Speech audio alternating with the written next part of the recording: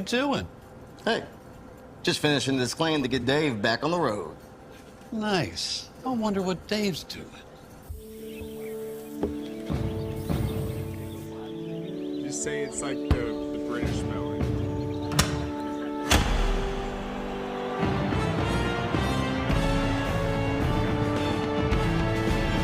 You do your thing.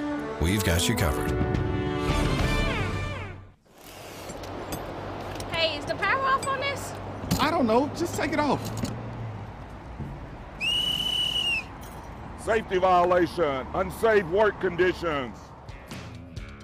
In the construction trades unions, safety is our highest priority, and we train you to recognize and speak out on unsafe working conditions so that everyone arrives and goes home safely. Learn about careers in construction at georgiaconstructioncareers.com. All right, good afternoon and welcome to the 278th episode of the Alfa Insurance Georgia Prep Sports Drive for the GHSA State Title, presented by georgiaconstructioncareers.com. Today in the third slot, we're going to be joined by Dean Fabrizio, that is Lee County's head coach. They are highly ranked in Class 6A, and they have a big road game against Houston County Friday night, 8 o'clock kickoff, one of the best games in the Southeast in the state this week, and we will be covering it on Peachtree TV and the Atlanta News First app. I'm looking forward to that matchup, and I think the stat of the week that I was blown away by is Lee County is 9-0 all-time against Houston County. It is crazy to think that with all the talent they've had, all the big matchups, whether it's in region, some playoff matchups, that is pretty impressive that Lee County's been able to have that success. So we'll talk to Coach Fabrizio, see how the week's going. Their only loss was to Colquitt County. I know I took a glance at that game. Looked like they had some turnovers, some penalties, so I'm sure that's going to be an area of emphasis this week against Houston County, who has been rolling offensively with A.J. Hill at quarterback. Ricky Johnson had a huge performance last week, I think a 3-touchdown outing. But today, it's Wednesday, and we're going to break down the composite rankings. That is something that we're going to do each Wednesday during the season, because that is when all the different outlets come together. We get to see how it pans out. Let's see if they have it in here, though. Hold on.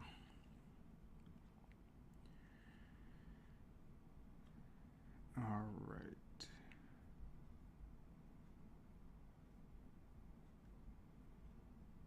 Got it. All right. And I'm also going to talk about some of the news after this. I'll preview it right now, but I thought it was a very interesting proposal that I haven't seen yet regarding reclassification. So right now we have a Class A Division I, Class A Division II.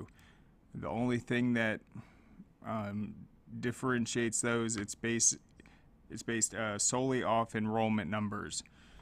So I think Tryon is the smallest school in Class A Division I, and then I'm trying to think who the largest school in Class A Division II is, but it's a cutoff there. And so in terms of enrollment, the smallest in the entire state is Schley County. They're in Class A Division II. Well, this new proposal that it's not official, but it's going to be talked about, it's taking all the private schools and basically giving them 3 divisions to where they would compete for a Class A, Class 2, and Class 3, a private title. I thought that was an interesting proposal. Obviously, there would still be crossover with public schools playing private schools in non-region and other aspects. Maybe they'd even be in the same region, but in terms of the playoffs, it would just be 3 separate private schools. So right now, where do the private schools occupy? You have them in 6A with your St. Pius, Marist, Blessed Trinity. You have a lot of them in 4A, Westminster, Lovett, Holy Innocents, Pace Academy, and then you have a lot in 2A, Prince Avenue Christian, I think Fellowship Christian, and then you have a few down in Class A Division 1. So you can kind of get the sense of who would be in which region. But I'd have to look at the overall numbers because having 3 different classifications, I don't know if there's enough private schools, but we'll get into that in a sec. Anyway, so let's look at this week's rankings on the composite side. For the second straight week, Walton is in a tie for number 2 in Class 7A. We mention each week there's 6 different outlets. If you are ranked number 1, you can consider that 10 points. So the highest score you can possibly get is 60. As of right now, Buford is at number 1. They have 56 points. AJC has them at number 1. GPB has them at number 1, 680, and Max Preps also at number 1. Buford is still the highest ranked team nationally. They've been as high as number 6 in some polls. I think it averages around a number 8 in the nation. Score, we have Buford at number 2, and then the Maxwell computer rankings have them at number 4. Buford is 5-0. They are yet to lose. The defense has been playing incredible. Dylan Raiola is doing his thing. One of the big takeaways that I talked about from seeing him in person was how good he is at getting the ball out even when you think he's about to go down. He's 6'4", he's so strong, and so he can literally be getting taken down, but he has the strength to still get the ball out. And he's made plays like that every single week. And we also saw him in the second half really air it out on kind of a full distance throw, and he's got one of the strongest arms I've ever seen in person. So Buford, they look really good. They're going to get into region play soon, though. They got some big matchups. Got Collins Hill. They have Mill Creek looming as well. But they're number 1. Mill Creek and Walton are tied with 49 points apiece. Let's see. AJC has Mill Creek at 2. 680 has Mill Creek at 2. 3 different polls have them at number 3, and then GPB still has them at 4. As for Walton, how does their total equal Mill Creek's? Well, Score has them at 1. That gives them a full 10 points. They're number 2 in the Maxwell and Max Preps, ahead of Mill Creek. 680 has them at number 4. AJC has them at number 3. And so I believe they moved up and jumped Colquitt in that latest poll. And then GPB has Walton at number 5. Maybe that will change, though. I think GPB has Walton's game against North Paulding this week. And that's a battle of unbeaten. Should be a very intriguing matchup. All right, at number 4, Colquitt County is still 5-0. I mentioned they had the big win over Lee County recently. They beat Cedar Grove. And despite having a pretty sizable lead, I think a 30-point lead, Cedar Grove was able to climb back into that game. And that dropped them in a lot of polls. They stayed the same in mine. No movement there. Surging up in the poll at number 5 this week with 32 votes. This is wild if you just think of the storylines this season. Newton at 5-0 comes in at number 5, 1 point ahead of Carrollton. So Newton is above Carrollton in this week's composite rankings. They obviously have a big matchup against Grayson this week. The highest that Newton comes in at is number 1, and that's the Maxwell rankings. So the computer has calculated them at number 1. I think that's probably been adjusted due to their win over Westlake. And then who has Westlake beaten? Westlake beat North Cobb, and then North Cobb beat Milton. So because of that, the computer sent Newton up. Carrollton, they're at number 6. They've won 5 straight since falling to Hughes in their opener. And that's another factor. Since Hughes lost to Douglas County, the computer dropped them a little bit, and so they're all the way at number 8 in 7A in the Maxwell rankings. So that's how Newton ended up a point ahead of Carrollton. Grayson comes in at number 7. Every poll has them at number 7 except Score. We have them at number 6. So they have 25 total points. Grayson looked exceptional this past week against Lowndes. I got to think that was the best they've looked all season. It's hard to look much better than they did, giving up just 28 yards. The offense efficient in the passing game, the running game, and just having a tremendous outing. They will need to do the same against Newton this week. And yet, Najee, did you hear that? Newton is above Carrollton in this week's composite poll. That's crazy. Yeah. If you would have thought that at week 7 that would happen, I mean, yeah, they're surging up there. Wow. And so, yeah, that is big time. And so a huge matchup, Newton and Grayson. All right, Parkview. They come in at number 8. Score, AJC, GPB all has them at number 8. 680 has them as high as number 6.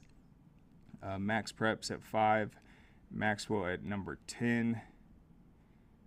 They did lose their first game of the season, though. They probably only moved down one spot, but they fell to Mill Creek 30-20. That was a very close game. I was impressed that how they hung with them. But ultimately late, it was that Mill Creek depth and just confidence offensively that allowed them to march down the field, get a big Trajan Greco touchdown reception, and then the defense, once they finally had that lead, was able to close out the game. All right, Westlake comes in at number 9 this week. They're number 10 in scores. GPBs and AJC has them at number 9. This was very difficult for this final few spots in Class 7A because there's really 3 teams for those final 2 spots. You got Milton, you got North Cobb, and you got Westlake. Who would get the nod on that? Well, Westlake, because they had beaten North Cobb, I think that's right, they get in at number 9. And then North Cobb, who just had the huge win over Milton, they come in at number 10. Also receiving votes is Norcross at 4-1. They had a nice win over South Gwinnett this last week. They've had a bunch of close wins recently. They keep getting it done. Clutch playmaking by the offense and their senior playmakers. And then Peachtree Ridge, we're the only one that have them ranked. They're 6-0, and they will be off. It's very interesting. The next 2 weeks, and then they're going to open up the second region game on their schedule. They beat Meadow Creek.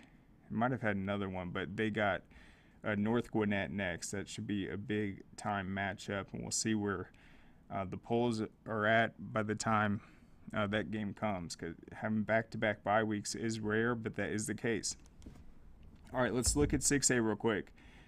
Number 1, Gainesville. Once again this week, they get 55 total votes. Coming in at number 2 is Thomas County Central.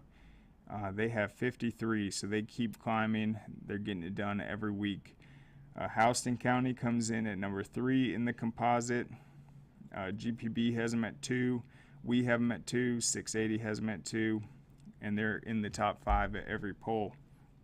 Douglas County, number 4 this week after their big win over Hughes.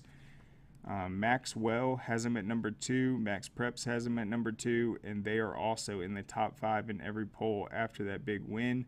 AJC has them at number 4, right where they land in the composite. Hughes comes in at number 5 after that close loss to Douglas County. And their only other loss was an out-of-state one. And then Lee County comes in at number 6. So you look at that Region 1, we're going to get a look at a big-time matchup between Houston County and Lee. But currently in 6A, you got 3 Region 1 teams in the top 6. Thomas County Central 2, Houston County 3, Lee County 6. So we'll see how that shapes up. That's certainly going to be one of the most challenging regions to take this year. All right, at number 7 in 6A, you got Marist. ahead of Roswell. Rome at number 9. They dominated this last week against Alatoona. Just a massive region win. They should have another big outcome this week. And then you got BT at 11. North Atlanta getting respect from the Maxwell rankings at number 9. And then Lanier coming in at 13. And I do believe Lanier is going to play Gainesville this week. And so GPB has Lanier at number 10. They are 4-1. And I think Lanier's only loss is to Peachtree Ridge, which is interesting because they got Lanier in the GPB Bowl, but no Peachtree Ridge. All right. In 5A, Coffee takes over number 1 this week. That is a result of Ware County falling for the second time this season. They lost to Bainbridge. Bainbridge actually beat Ware County even by a wider margin than Benedictine did, so that was a huge win for them. Coffee's 5-0. The only other undefeated teams right now in that poll, you got Jefferson, Cartersville, Hiram, Ola, and GAC. Creekside is at number 2 behind Coffee with 51 votes. Coffee has 55. Creekside has a big test this week against Mays. Jefferson 5-0. They got 44 votes. Cartersville 5-0, 43 votes. Right behind them, Ware County comes in at number 5. All right, so in terms of the top 3 classifications, that's a lot of teams that have received close to 40 votes. So that's a very crowded top 5. And GPB has Cartersville number 1. AJC has Coffee number 1. We have Creekside number 1. So there's a lot of different ones that have led to that result. All right. Calhoun comes in at 6 ahead of Hiram.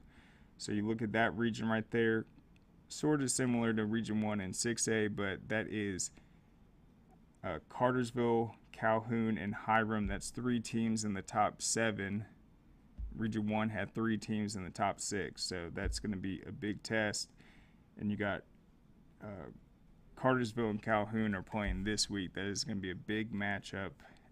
That was a wild game last year. I believe that was a game where Calhoun jumped out to like a 28-7 lead, and then next thing you know, Cartersville stormed back.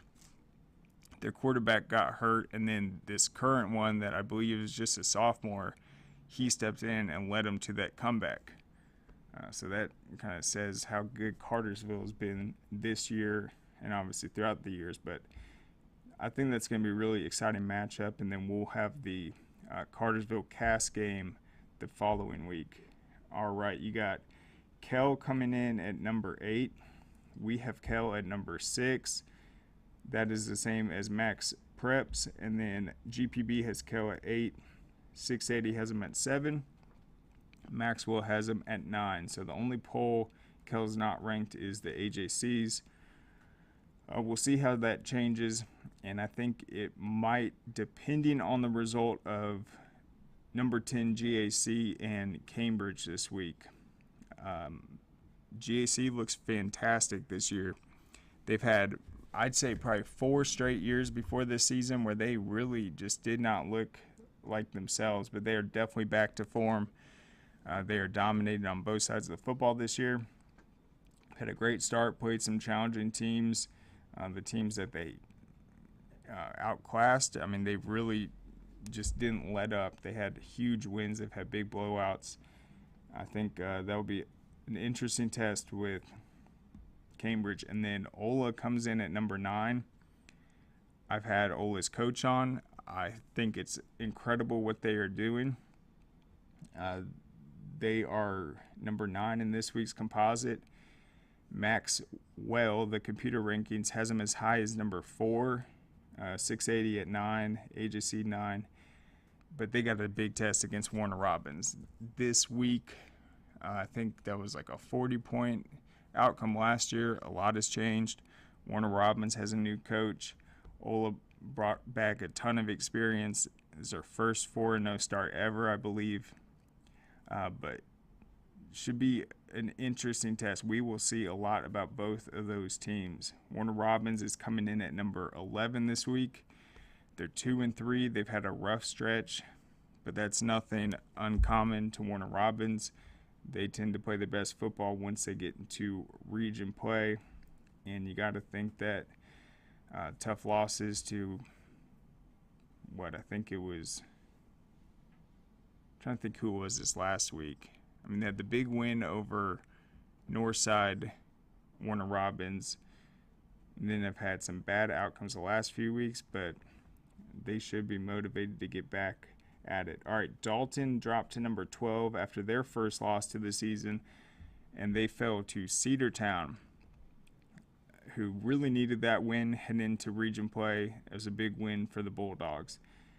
Clark Central comes in at number 12. They recently fell to Jefferson, and then Northgate comes in at number 12 too. So there's a three-way tie. I think Northgate has been really impressive this season. One of their early wins, actually, I believe, was against Stars Mill, who has a great defense and just beat Troop in 4A. So Northgate, that's a big win for them.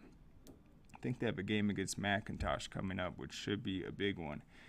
All right, in 4A, Benedictine remains a consensus number 1, 60 total points, number 1 in every poll. North Oconee comes in at number 2, 52 votes. Number 2 in all the human polls, number 3 in Maxwell, 3 in Max Preps. Bainbridge climbed to number 3 after their win over Ware County. Perry comes in at number 4. Burke County at 5. Spalding is at 6. Spalding is always dangerous. I think with them, it's like they'll be so dominant throughout the entire season, and it's like they might lose one game. They'll fall to Perry, but then they get back on track. So can Spalding keep this up? They know they have that big game coming up against Perry, and they obviously want to get that number 1 seed, something that despite the success they have had, they've not been able to capture that region title as much as they would like to. All right, Holy Innocents comes in at number 7. They fell as a result of Burke County and Spalding climbing. Central Carroll comes in at number 8, and that's a team that I'm really looking at this week to determine how good they're going to be. There's a lot of pressure on this matchup. Cedartown obviously ran away with that region last year, but this could be the year. They win this matchup, they're going to be in the driver's seat in Region 7. All right, Wayne County at 9 and Stockbridge at 10. Tied for 11 is Troop and Cairo. Troop fell all the way out of the top 10. That is crazy because I thought they were in that contention for number 2 last week. They just had one tough loss.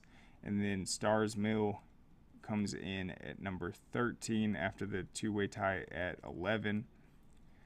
I had them at number 7. 680 had them at I had them at 9. 680 had them at 7. And then North Hall gets 1 vote with their 5-0 start by the AJC. But the big matchups in 4A this week, you got, we mentioned the Central Carroll against Cedartown. Huge opportunity for Central Carroll. I think Holy Innocents is going to play, I believe, Westminster. And then you have Stars Mill going up against Trinity Christian. Both are 2-0 in that region. Huge matchups. But we'll go ahead, we'll take a break, we'll thank our sponsors, and we'll be back on the other side. What you doing? Hey, just finishing this claim to get Dave back on the road. Nice. I wonder what Dave's doing.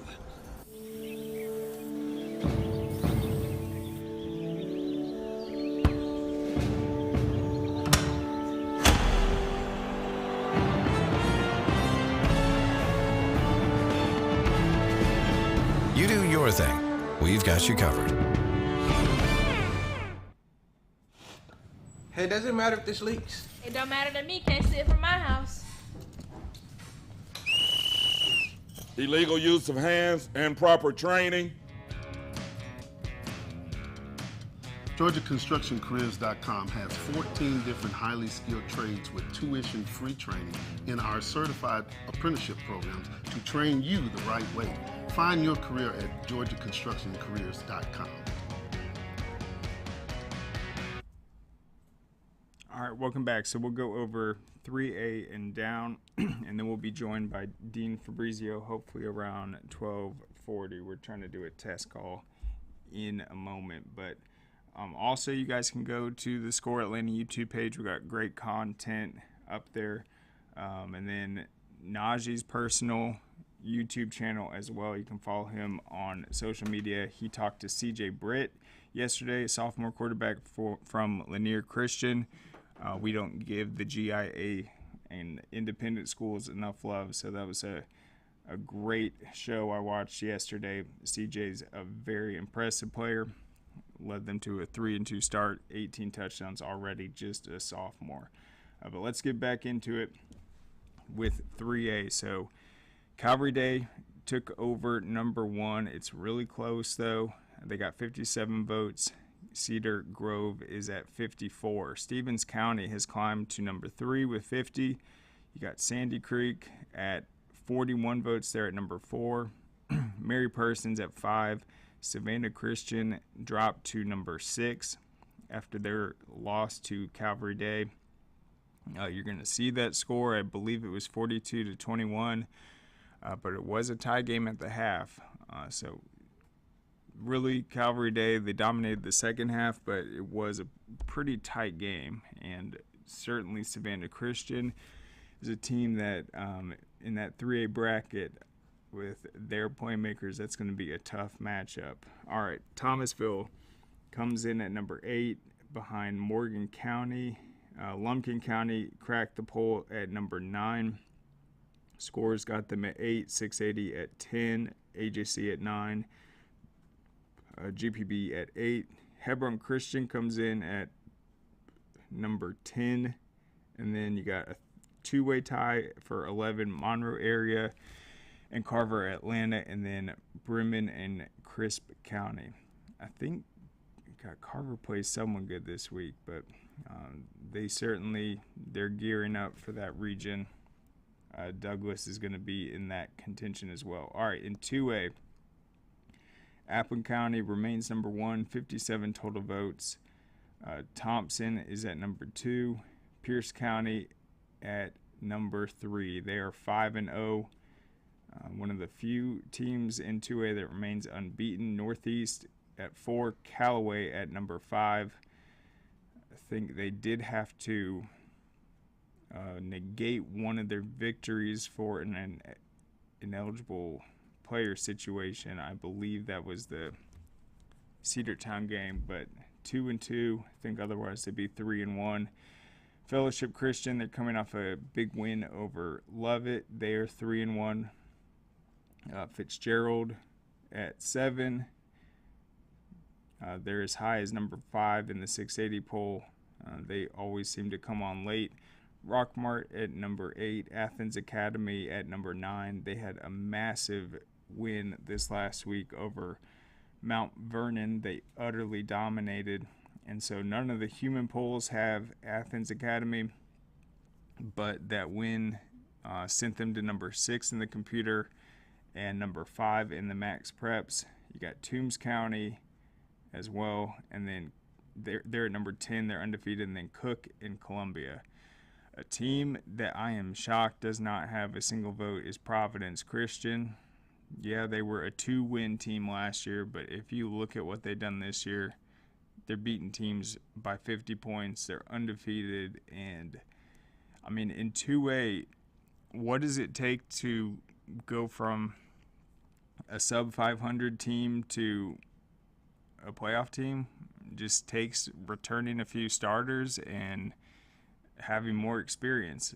If you lacked experience at key positions last year, like quarterback, or maybe you were dealt with injuries, the roster sizes obviously aren't that big in 2A. So if you fill those key roles and then you have the depth around them, 1 year can make a big difference, and I think that's what we're seeing with Providence Christian. And I just can't understand why you could get off to a start like that, and even the computer hasn't picked it up. Let's just look at these last few games. All right, 53-15 over St. Francis in the opener. 32-10 against Whitfield Academy. 51-13 against Riverside. Their last game was a 71-0 win over Athens Christian. Obviously, these are all games that they either lost or split last year. And then they play Kings Ridge, a 2-2 team, this week. They will open region play they'll go region play next week against Athens Academy. Big matchup. That's a team that just beat Mount Vernon, and then also in that Providence region, a good Union County team. You got Fellowship Christian, East Jackson, Banks County. So it's going to be tough to make the playoffs out of there, but certainly an interesting team that with their undefeated start, they're only going under the radar because of last year's results, but I've just been impressed. All right, in Class A Division I, Prince Avenue Christian, full 60 points. They look fantastic. When you have a quarterback that's been starting for 4 years, he's led them to 2 state titles already. It's Aaron Philo. There is a reason they are number 1.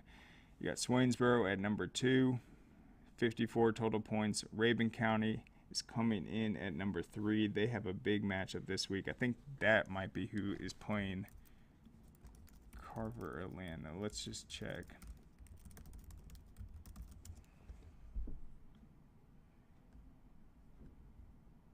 Oh, never mind. Fellowship Christian is playing Rabun County. That will be a big matchup. 2A versus Class A Division I. All right, let's get back to it real quick. All right.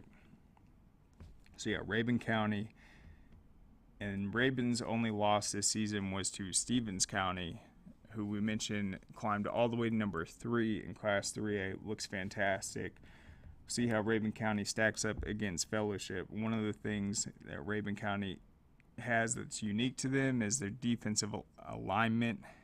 I can't remember exactly what it is. They run like a 5-3 or something. It's very unique. It's one of the reasons they're so good, because they're so sound at the line of scrimmage with their fits. All right. Tryon at number 4. They're still undefeated. You got Elbert County at 5, Brooks County at 6. Brooks County is 1-3, but they played, I think, the toughest schedule out of any team in Class A Division I this year. I'm sure they have another big-time matchup this week. Dublin at 7, Commerce at 8, Buckley County at 9.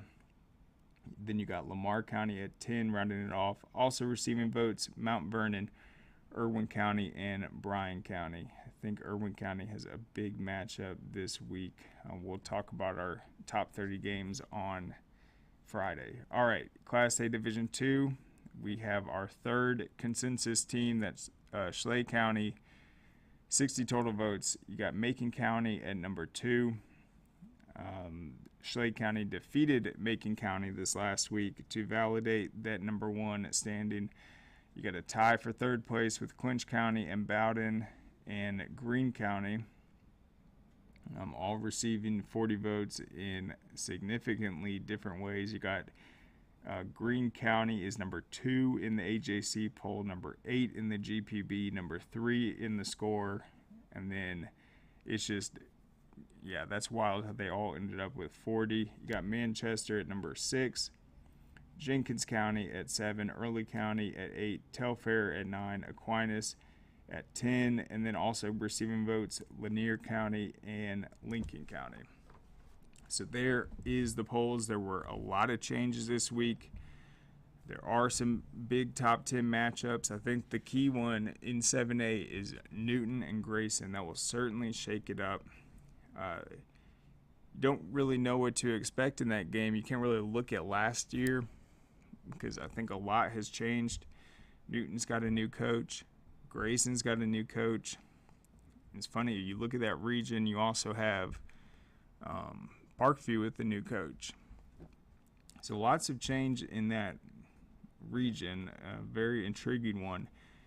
but that's a heck of an opener. And when it comes to Newton, you don't beat a team like Westlake unless you have tremendous talent and unless you know what you're doing offensively. Newton is great at running the ball. They're super physical. Running the ball against Grayson, though, that's going to be difficult.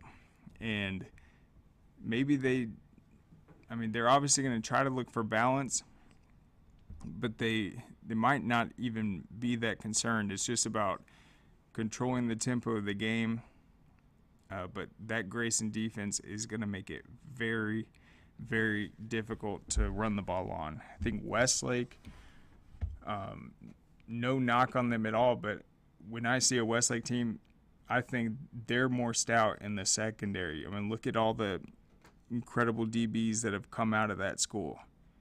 Grayson, it's about their speed defensively and how hard it is to run the ball on them. They force teams to pass in situations they don't want to.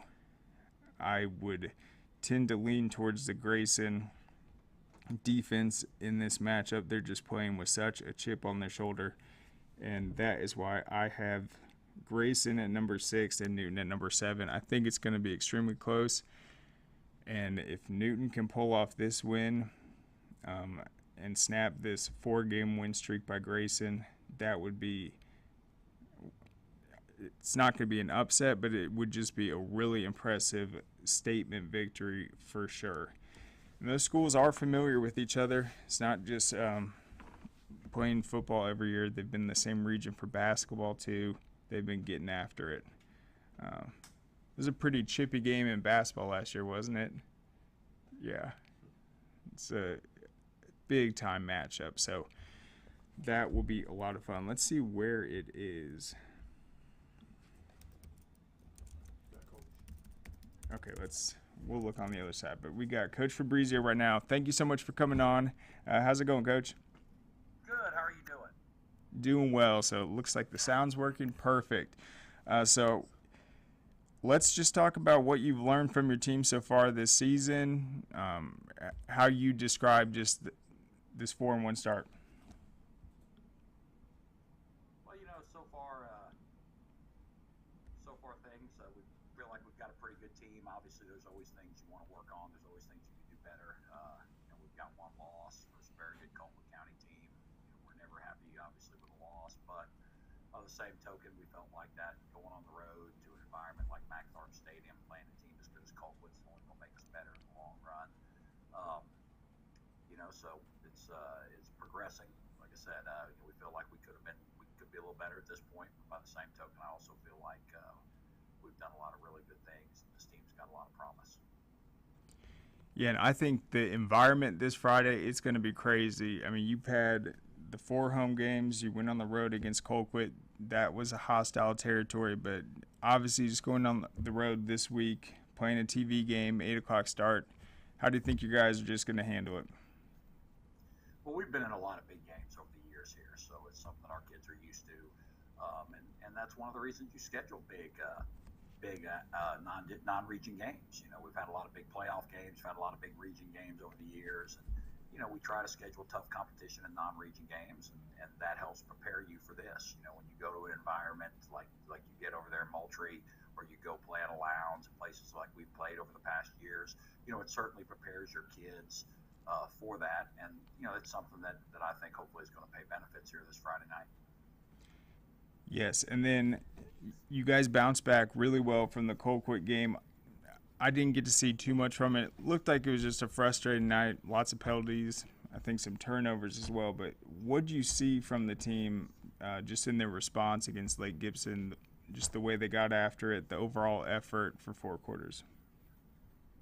Well, our kids do a good job of putting the previous game behind them. That's one thing that we stress is, win or lose, we try to keep the same format, the same approach to things. We know that when we play a schedule as tough as ours, non-region and region, that, it is a possibility that you're going to lose a game. And if you do, you can't let it get you too down. By the same token, if you have a big win, you can't let that get you too up. And I think our approach over the years of the same format, the same way we go about our our game preparation, no matter what happened in the previous game, has helped us with that. Our kids obviously were not very happy with the loss, but they came back determined, and we had a good week of practice for Lake Gibson and played well that night. And it looked like one of the things, I mean, you guys have done well throughout the years, throughout the games, is getting after the quarterback.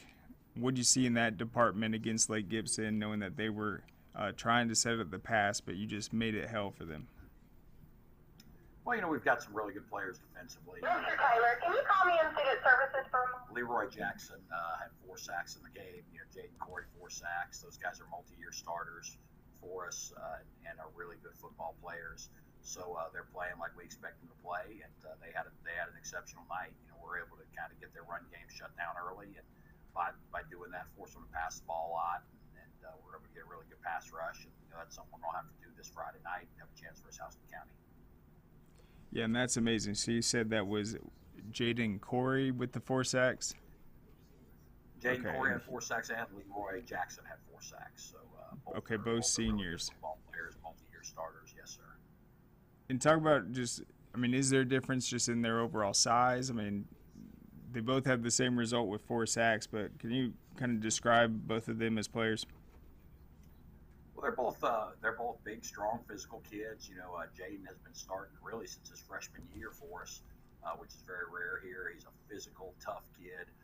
Leroy's someone who really came on, his junior year.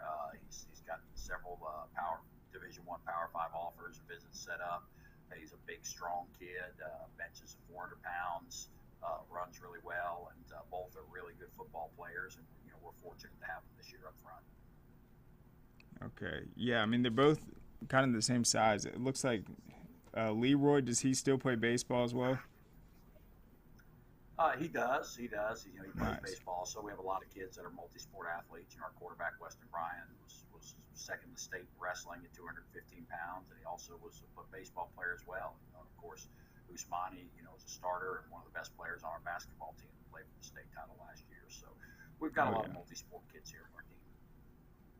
Absolutely. All right. And then let's talk about the offense. You got quite the running back there, Chroma. How does he stack up just talent-wise, just as a complete back, and just how bright is his future?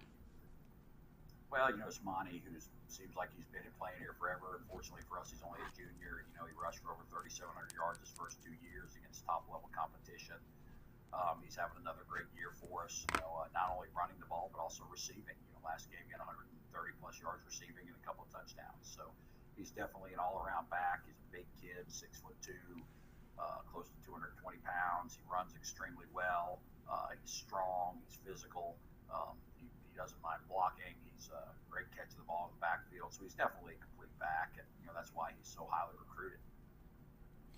Yeah, and one of the stats, I mean, I promise, Coach, we're not trying to jinx you guys. I was just so shocked that in this series against Houston County, you guys have been 9-0. Because I've seen some of these matchups, I just felt like it had been more back and forth. But what is it about Houston County? They know what Lee County is able to do. You guys know what they're able to do. But just kind of how they've brought out the best in you guys. Well, we've played them for a number of years. We've been in the same region for them. Fortunately, we've come out on top in all those games. We've had some great battles through the years. I go back to the game in 2016 with Jake Fromm here. That was Netflix was in the audience. They were ranked number 1 in the state. We were ranked number 3. Just a great atmosphere. And the thing about that is, the past really doesn't matter. Each year's a new year. Each team's a new team, and that stuff, we don't get caught up in that. They've got an exceptional team this year. Of course, led by A.J. Hill, their quarterback. They've got a host of really good receivers. Their offensive line is very well coached. And their defense doesn't get enough publicity. The offense gets a lot of publicity, but they're playing really good defense. So we know they've got a really, really good football team. We know the challenge that's in front of us Friday night.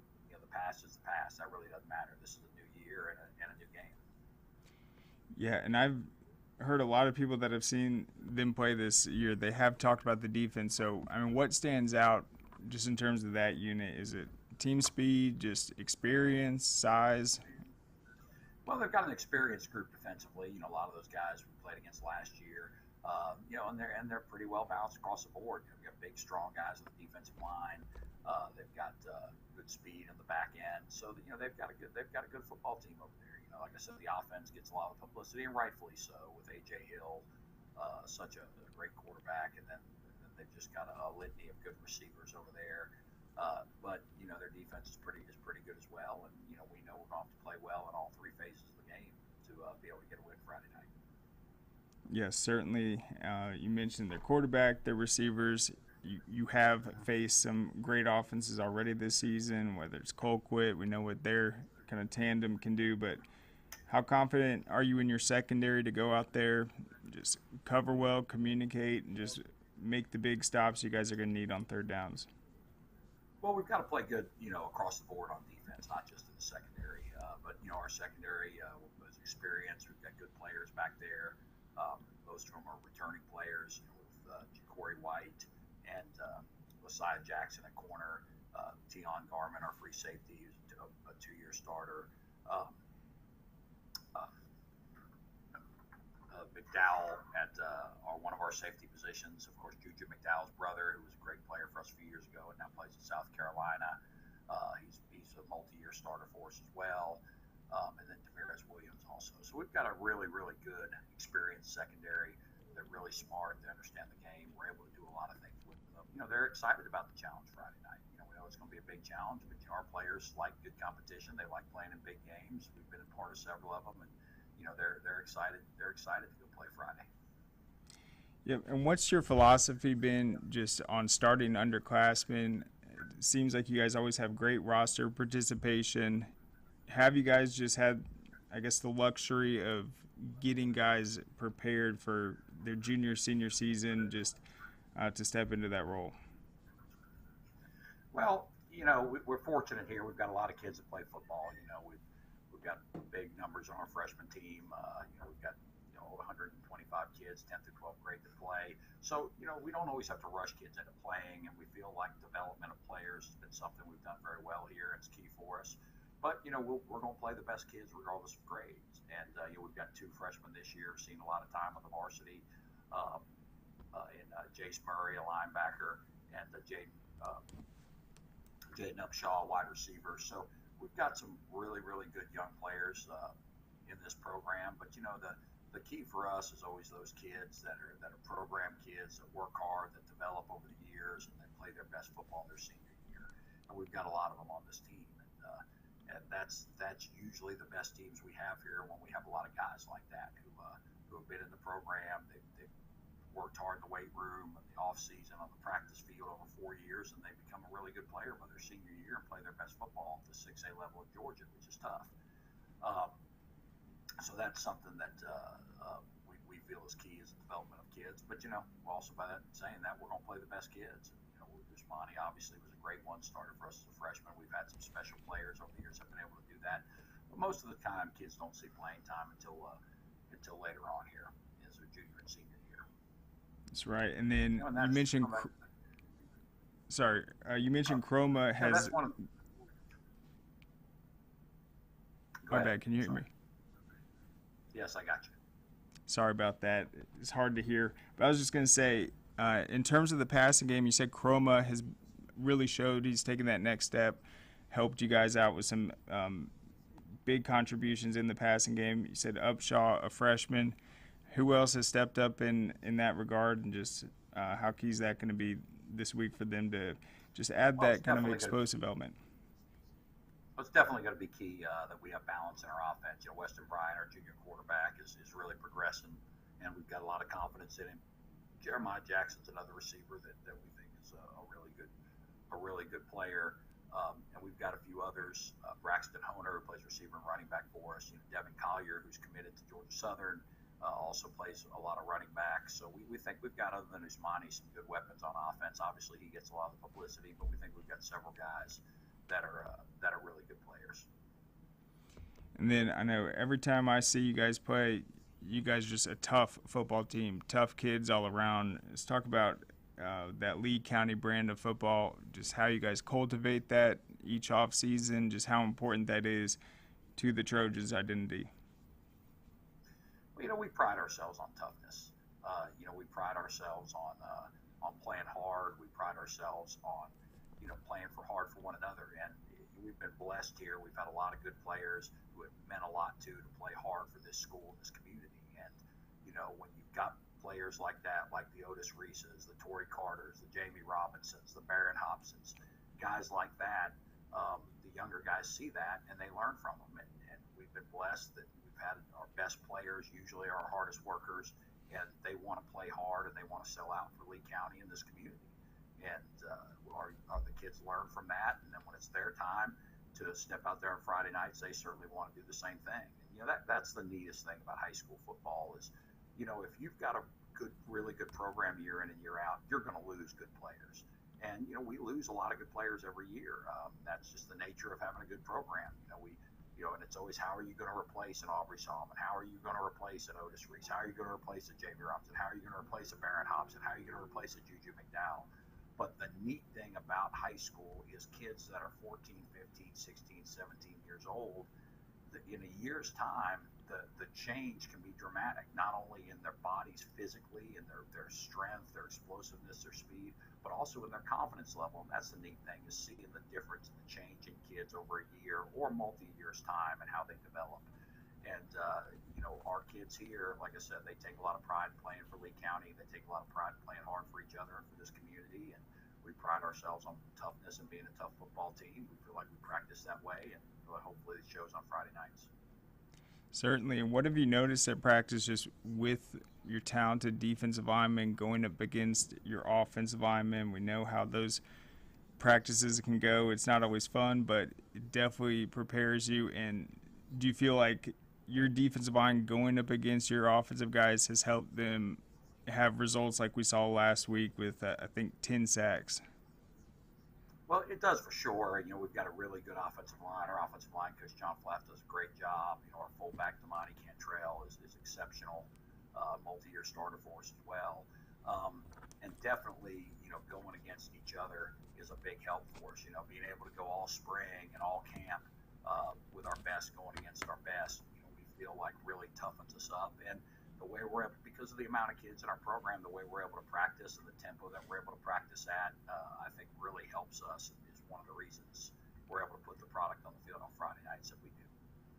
Yep. And then last question, let's just talk about this Region 1. It is absolutely stacked. And what is it like just to have a big region opener like this right out the gates?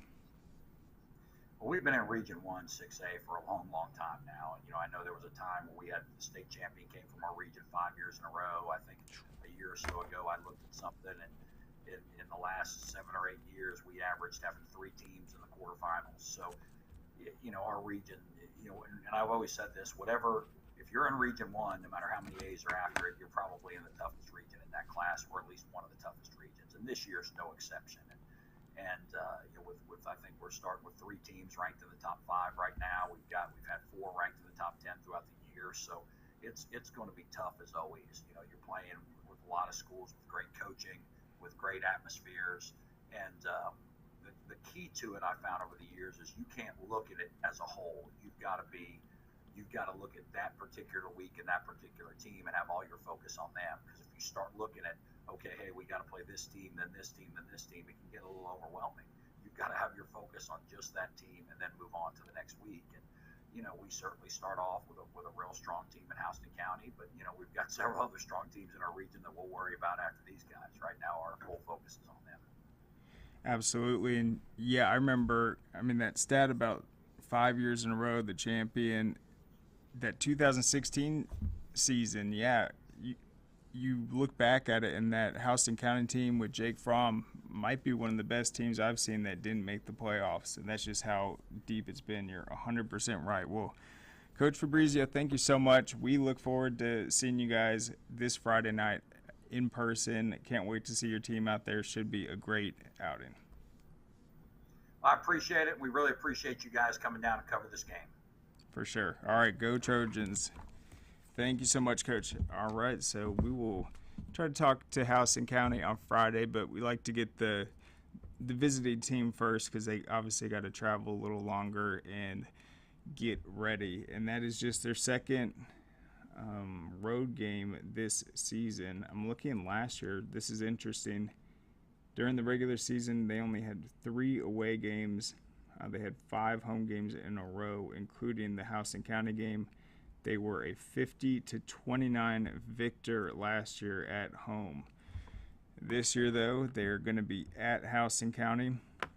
This will be just their second road game of the season. They went to Colquitt County 2 weeks ago, hosted Lake Gibson last week, 45-14, and now they will visit House and County. And then they still have Veterans, Northside, Warner Robins, Thomas County Central, and then Tift County on the schedule. This season, the offense is scoring 40.2 points per game. Defense is giving up 19.2 points per game. The majority of that came late in that Colquitt County game. Other than that, I don't think teams are scoring more than a touchdown or 2 against that defense. I think it will be really interesting to see how well that defensive line is going to be able to get after it. House and County, is their offense going to be able to be balanced? We know they can pass the ball, but if Lee County's being that disruptive, they might opt to try to run the ball, keep them more honest, but obviously we'll just have to wait and see. These coaches will have the game plans for each other. They're familiar with each other. They've played a lot in the last few seasons, and I think with Lee County, it seems to be true every year. They do kind of wait until kids are physically mature to go in there and start.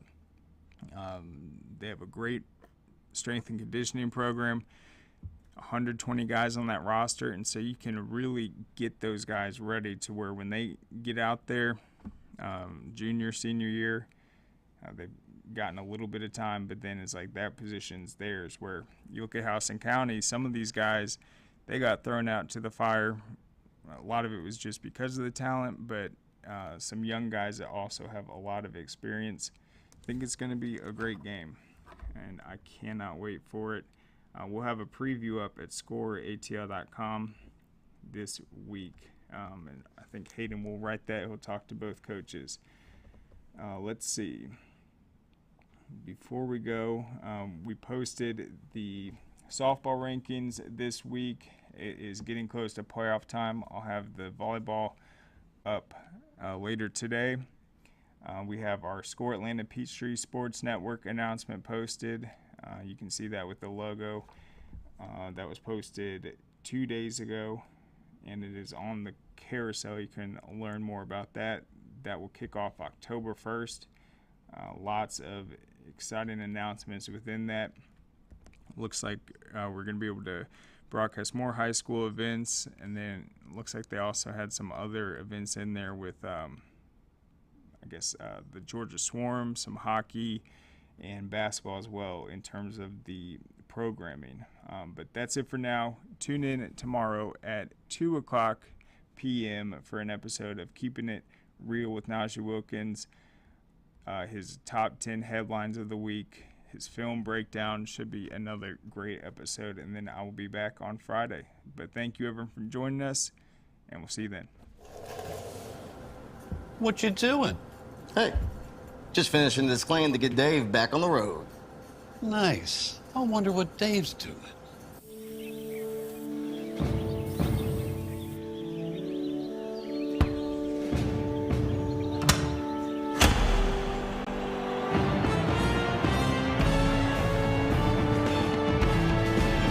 You do your thing. We've got you covered. And then, if he goes on your show tomorrow, we won't make him do Friday. Oh, no. He's not coming on. I thought you asked me who's going to win. Oh.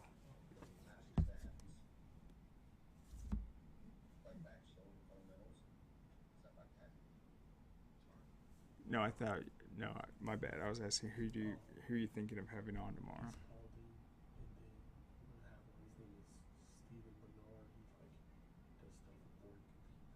Okay, so I'll get Houston for Friday.